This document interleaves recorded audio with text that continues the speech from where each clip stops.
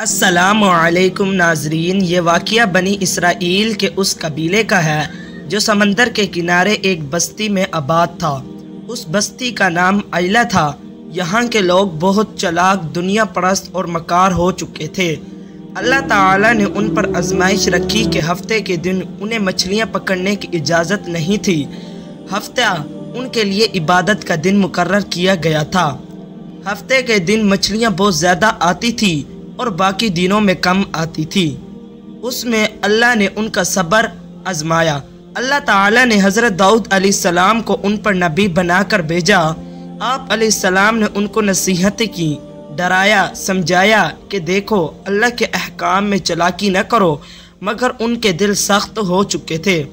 انہوں نے کیا چلاکی کی؟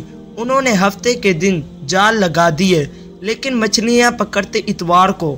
وہ کہتے ہم نے تو ہفتے کو ہاتھ بھی نہیں لگایا، مگر کیا اللہ کو دھوکہ دیا جا سکتا ہے؟ ان کی یہ چلاکی اللہ کے سامنے ایک بڑی نافرمانی بن گئی۔ انہوں نے کھلے عام نافرمانی کا اعلان کر دیا۔ اللہ تعالیٰ نے فرمایا لَقَدْ عَلِمْتُمُ الَّذِينَ اعْتَدَوْا مِنْكُمْ فِي السَّبْتِ فَقُلْنَا لَهُمْ كُونُوا قِرَدَةً خَاسِئِينَ۔ ترجمہ: اور تم نے ان لوگوں کو تو جانے ہی ہے جو تم میں سے ہفتے کے دن کے معاملے میں حد سے بڑھ گئے تھے، تو ہم نے ان سے کہا ذلیل بندر بن جاؤ۔ حضرت داؤد علیہ السلام نے انہیں دن رات سمجھایا، تبلیغ کی، بتایا کہ اللہ کا حکم توڑنے والے کبھی کامیاب نہیں ہوتے، لیکن وہ دنیا کی لذتوں میں ایسے گم ہو چکے تھے کہ نبی کی بات کو مذاق بنا لیا۔ کچھ نیک لوگ تھے جنہوں نے ان سے کہا ہمیں اللہ کے عذاب سے ڈر لگتا ہے، تم باز آ جاؤ، لیکن گناہ میں ڈوبی اس قوم نے ان نیکوں کا بھی مذاق اڑا دیا، نیک بندوں کا۔ اب اللہ کا غضب بھڑک اٹھا۔ ایک رات آئی، تاریکی چھائی، بستی کے ہر کونے میں سناٹا چھا گیا۔ صبح ہوئی تو ایک عجیب منظر تھا۔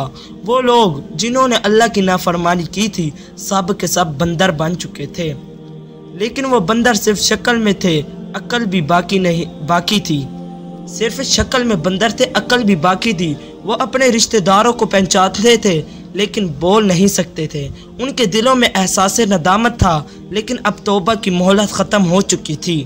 وہ بندر اپنے گھروں سے نکل کر بستی میں گھومتے، چیختے روتے، دیواروں سے سر مارتے اور ان لوگوں کے سامنے آ کر ہاتھ جوڑتے جو نافرمانی سے بچے ہوئے تھے، جیسا کہ وہ ان سے معافی مانگنا چاہتے ہوں، مگر اللہ کے قانون میں معافی اب نہیں تھی۔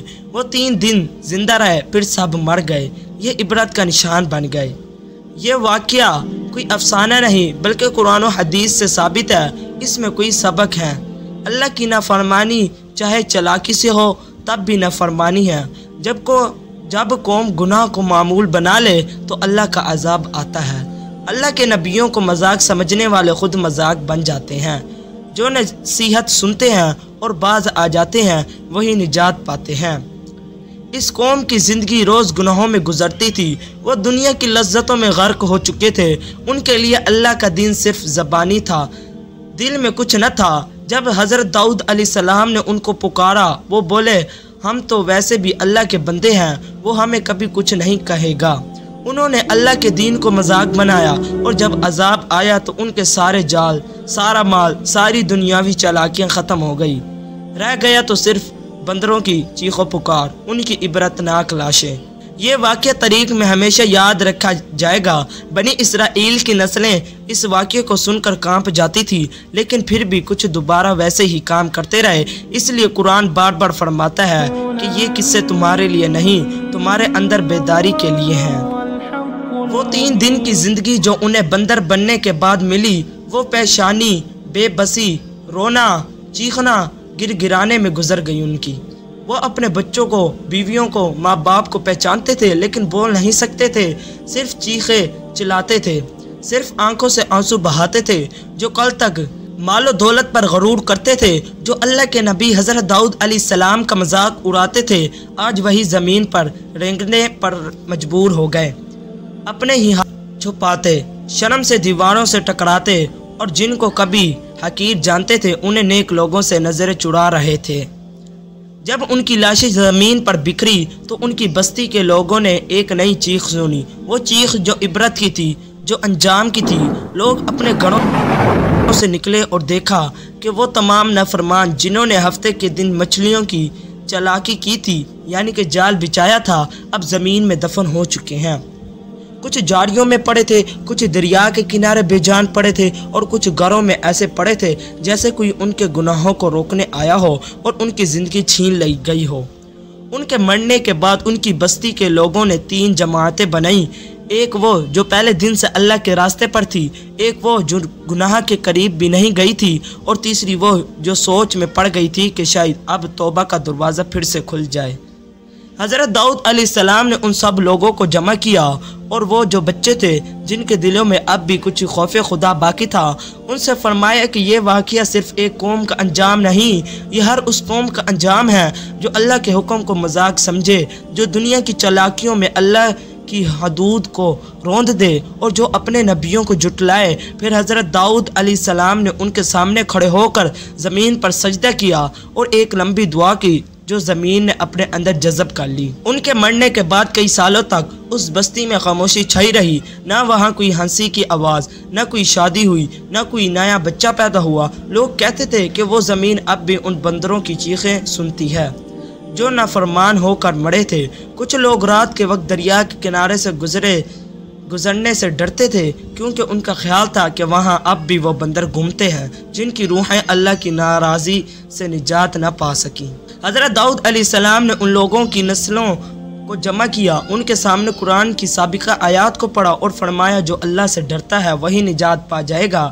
جس قوم کے دل میں خدا کا خوف نہیں اس کے لیے نہ کوئی نبی مددگار ہے نہ کوئی چالاکی بچا سکتی ہے۔